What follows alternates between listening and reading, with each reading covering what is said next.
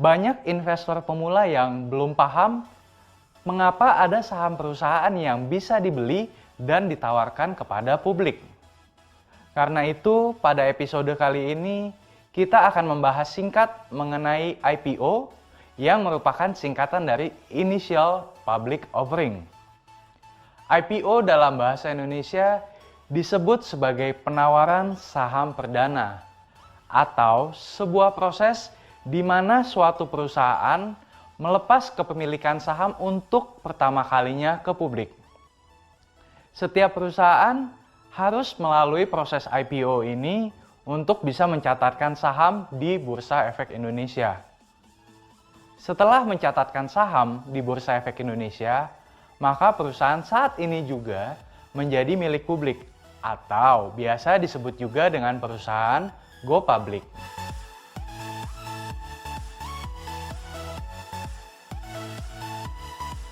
Kenapa semua perusahaan melakukan IPO?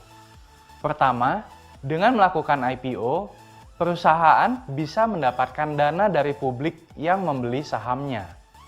Dana ini akan digunakan perusahaan untuk berekspansi dan mengembangkan perusahaan untuk menjadi lebih besar lagi. Kedua, citra atau image dari perusahaan juga akan meningkat.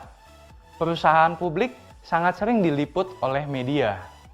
Nah, bila mampu dikelola dengan baik, maka sorotan media ini bisa menjadi alat marketing yang efektif bagi perusahaan. Terakhir, nilai kapitalisasi sebuah perusahaan memiliki peluang untuk terus meningkat di masa yang akan datang, seiring dengan kenaikan harga sahamnya. Jika perusahaan dipersepsikan memiliki kinerja yang baik oleh investor, maka peluang kenaikan harga sahamnya juga akan turut meningkat.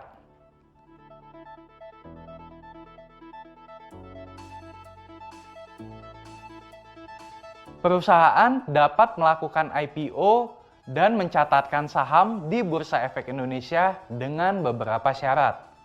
Pertama, harus berbentuk badan hukum.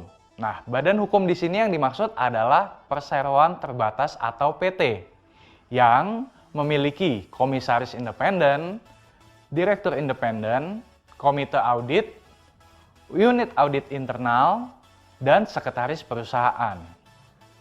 Kedua, perusahaan juga telah melakukan operasional pada bisnis yang sama selama minimal 3 tahun atau 36 bulan. Ketiga, perusahaan membukukan laba usaha pada 1 tahun buku terakhir. Keempat, perusahaan memiliki aset berwujud dengan nilai di atas 100 miliar rupiah. Dan yang kelima, perusahaan mencantumkan laporan keuangan audit di atas 3 tahun terakhir, serta opini laporan keuangan dengan status wajar tanpa pengecualian selama 2 tahun terakhir. Nah, syarat-syarat untuk menjadi perusahaan go public ini dapat kamu lihat di gopublic.idx.co.id. Nah, saat ini ada sekitar 560-an perusahaan yang sudah menjadi perusahaan publik dan tercatat di Bursa Efek Indonesia. Di tahun 2017 sendiri, ada sekitar 25-30 perusahaan yang telah melalui proses IPO dan mencatatkan sahamnya di Bursa Efek Indonesia. Dan sampai jumpa di Paham Saham episode selanjutnya bersama saya, Rifan Kurniawan.